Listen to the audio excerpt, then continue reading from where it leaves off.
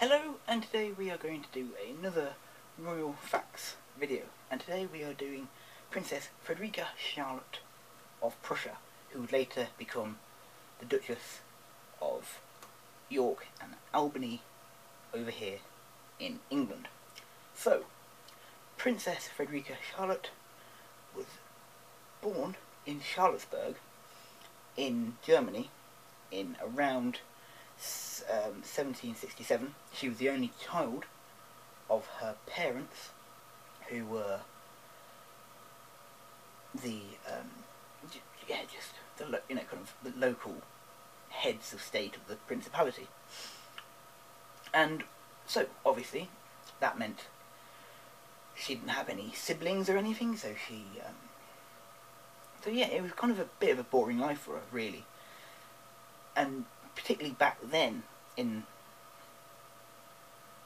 that century, princesses weren't exactly the most important thing to their parents. Royal princes and princesses wanted sons. They want sons to carry on the family. They don't really want daughters.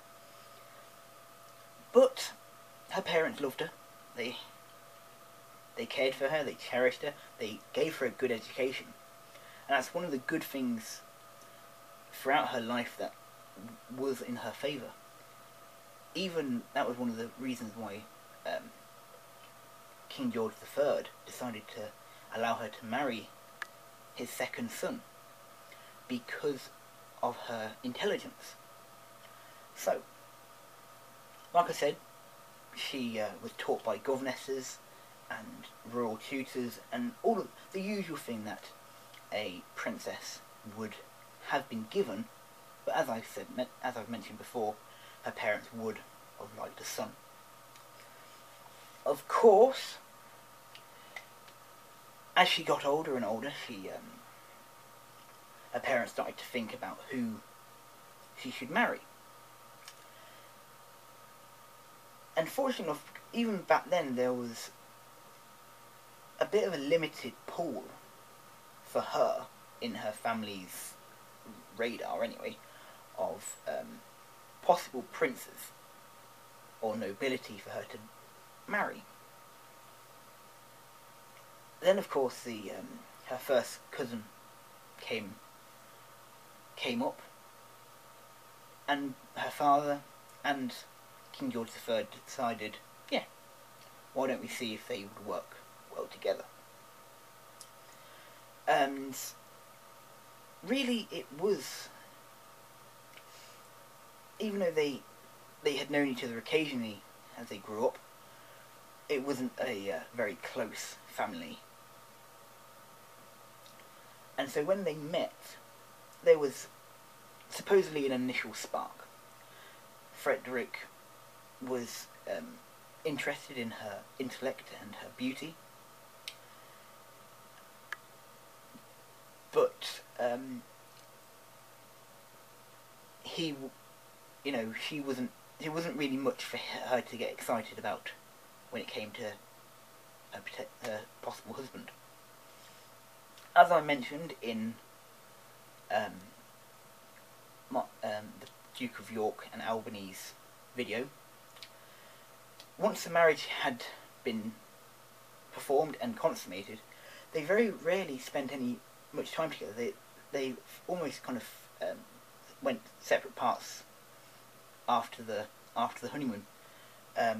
They never had any children, and they lived very separate lives. She would go off and she would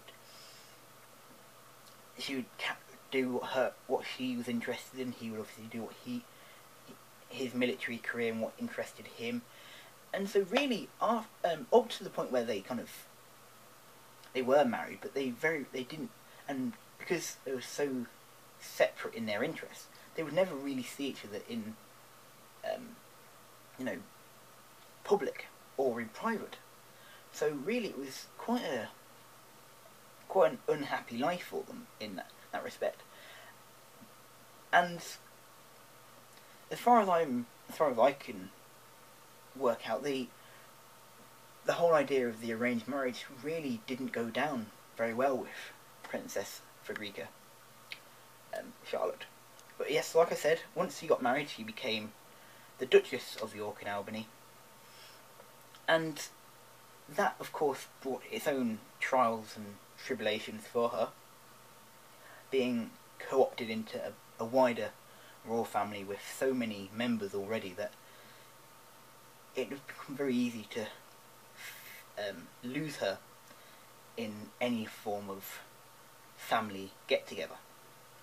Obviously, with the fact that her and her husband never had any children, she changed that from having the love of children, but she kept a number of animals. She had, over the years, she had many, many dogs. Her family, of course, kept dogs when she was a child, but when she initially got married to her husband, he wasn't keen. So once they separated, she went off and kept many dogs, and she, at some point, she even had monkeys, and she deeply devoted to all of her animals. And later on, in like the 1810s, her father-in-law, George III, did say that it is such a shame that they never had children, but the lack of a love of children does save his daughter-in-law from that depression, because she has the love of her animals. And of course, himself, George, enjoyed having dogs as well. So that was one of the few things that they did have in common. Princess Frederica Charlotte, Duchess of York and Albany, died on the 6th of August 1820 in her home of her palace in Surrey. And since her death, there has been a few monuments in that local area erected in her memory, because she was so good to the local community. She would do things to help the local children, the local elderly. So she cared about the people that she knew, not only in royal circles, but in the circles of the small local village that was near where she lived. Well, thank you very much. I hope you've enjoyed this video, and I shall see you next week. Goodbye.